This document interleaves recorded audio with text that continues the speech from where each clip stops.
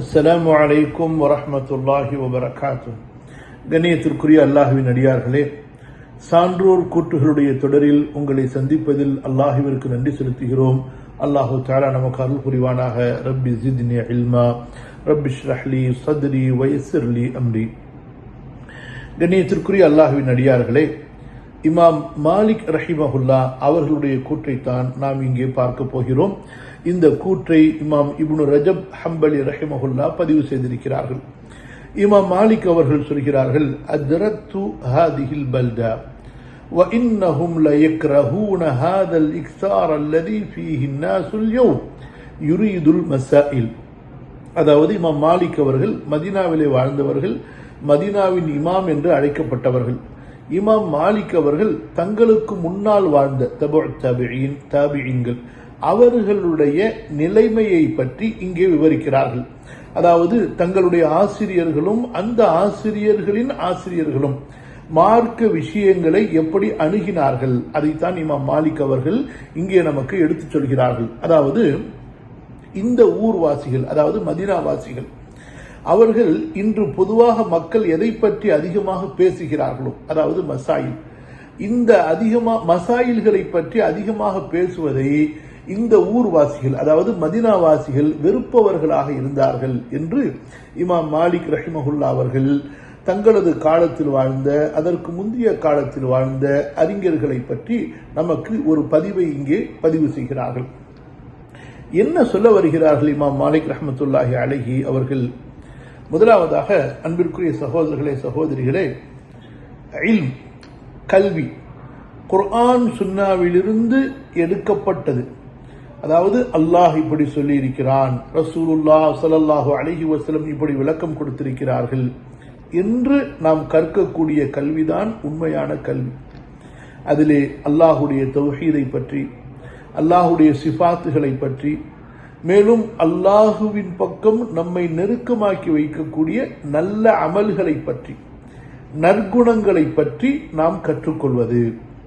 அல்லாஹ் நமக்கு எதை ஹலாலாக்கினானோ அதை கற்று அதற்குள் நாம் நின்று கொள்வது, அல்லாஹ் நமக்கு எதை தடுத்திருக்கிறானோ, ஹராமாக்கி இருக்கிறானோ அதை கற்றுக்கொண்டு, அதை தெரிந்து கொண்டு, அதனுடைய சட்டங்களை தெரிந்து கொண்டு அவற்றை விட்டு நாம் நம்மை தடுத்துக் கொள்வது, விலக்கிக் கொள்வது. இதுதான் இல்மு சகோதரர்களே. இத்தகைய இல்முக்குத்தான் நம்முடைய சலஃப் சாலிஹ் முக்கியத்துவம் கொடுத்தார்கள். பெரும்பாலும் நீங்கள் மார்க்க சட்ட கல்வியிலே செல்லும் பொழுது சில நேரங்களில், அதாவது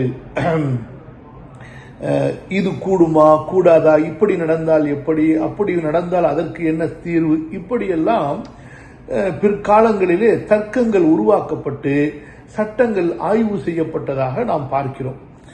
இமாம் மாலிக் ரஹிமஹுல்லா அவர்களை பொறுத்தவரை இந்த மாதிரியான நிலையை வெறுப்பவர்களாக இருந்தார்கள். காரணம் என்னவென்றால், அவர்கள் வாழ்ந்த மதீனாவினுடைய ஆலிம்கள் இத்தகைய நிலைப்பாட்டில் இருந்தார்கள். அதாவது எது நடந்ததோ அதற்குரிய சட்டத்தை தெரிந்து கொள்ள வேண்டும், எது நடக்கவில்லையோ அதை விட்டுவிட வேண்டும். பிறகு நம்முடைய அதிகமான நேரங்களை நாம் எதற்கு செலவழிக்க வேண்டும்? எந்த இல்மை கற்றுக்கொள்வதால் உள்ளத்திலே ஒளி ஏற்படுமோ, தக்வா ஏற்படுமோ, இஹ்லாஸ் ஏற்படுமோ, அல்லாஹுடைய பயம் ஏற்படுமோ, சொர்க்கத்தினுடைய ஆசை ஏற்படுமோ, நரகத்தை பற்றிய அச்சம் ஏற்படுமோ, அத்தகைய இல்மை அதிகமாக்க வேண்டும்.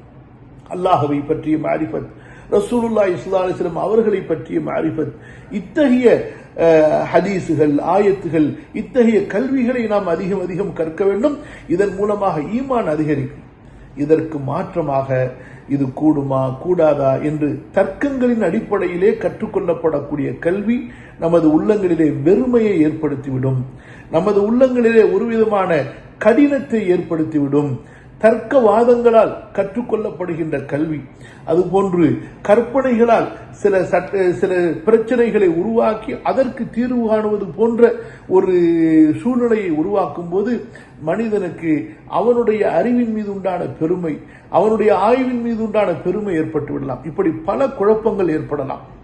ஆகவே இமாம் மாலிக் ரஹிமஹுல்லா அவர்களை பொறுத்தவரை இத்தகைய ஒரு நிலையை அவர்கள் வெறுப்பவர்களாக இருந்தார்கள். அதாவது மசாயில்களில் எது நடக்கவில்லையோ அவற்றை பற்றி சர்ச்சை செய்வதை அவர்கள் வெறுப்பவர்களாக இருந்தார்கள்.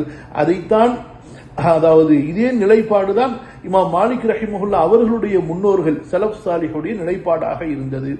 அன்பான சகோதரர்களே, இந்த கருத்தை இப்னு ரஜப் ஹம்பலி ரஹிமஹுல்லா அவர்கள் பதிவு செய்து இங்கே நமக்கு என்ன படிப்பினை பாடத்தை அவர்கள் உணர்த்துகிறார்கள் என்றால், அதாவது எந்த கல்வி பதவிக்காக வேண்டியும் புகழுக்காக வேண்டியும் பிறர் மீது தீர்ப்பளிப்பதற்காக வேண்டியும் இன்னும் உலக நோக்கங்களுக்காக கற்கப்படுகிறதோ தேடப்படுகிறதோ அந்த கல்வியை கொண்டு பிரயோஜனம் இல்லை.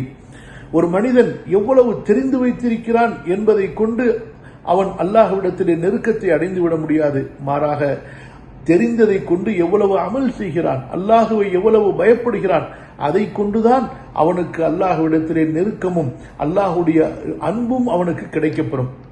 இமாம் இப்னு ரஜப் ஹம்பலி அவர்கள் நமக்கு இதைத்தான் இங்கே உணர்த்துகிறார்கள். அதாவது நீங்கள் உங்களுக்கு தக்வாவை அதிகப்படுத்தக்கூடிய, அல்லாஹுடைய மஹப்பத்தை அதிகப்படுத்தக்கூடிய, அமல்களில் ஆர்வத்தை அதிகப்படுத்தக்கூடிய கல்வியை தேடுங்கள், அதை அதிகமாக்கிக் கொள்ளுங்கள்.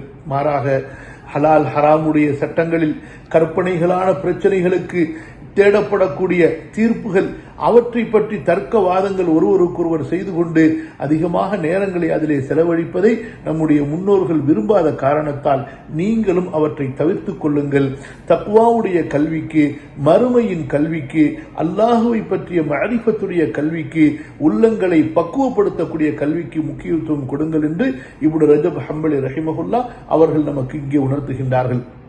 இங்கே நான் ஒரு விஷயத்தை அதிகப்படியாக பதிவு செய்து கொள்ள விரும்புகிறேன். இன்று பல சகோதர சகோதரிகளை பார்க்கிறோம், கல்வியின் ஆரம்ப சூழ்நிலையில இருந்து கொண்டு கற்ற கல்வியோ சில பக்கங்கள், ஆனால் நீ சலஃபியா இல்லையா, அவர் சலஃபியா இல்லையா, அவர் எப்படிப்பட்டவர் என்பதாக அறிஞர்களை பற்றி இந்த மாணவர்கள் சர்ச்சை செய்து தங்களது நேரங்களை வீணடிப்பதை பார்க்கிறோம். அல்லாஹ் பாதுகாப்பானாக.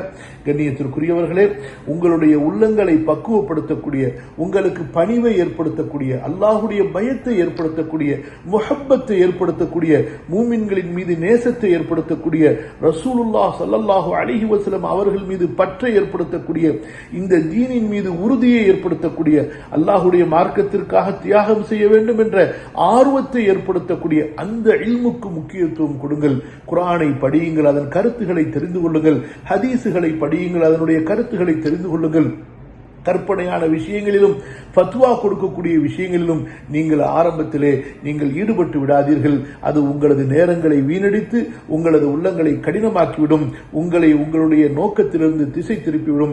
அல்லாஹ் சுப்ஹானஹு வ தஆலா எனக்கும் உங்களுக்கும் ஸலஃப் சாலிஹீன் எந்த பாதையிலே சென்று இல்மை கற்றார்களோ, அமல்களை செய்தார்களோ, அதே பாதையிலே பயணித்து இல்மை கற்பதற்கும் அமல் செய்வதற்கும் தாவா செய்வதற்கும் அருள் புரிவானாக.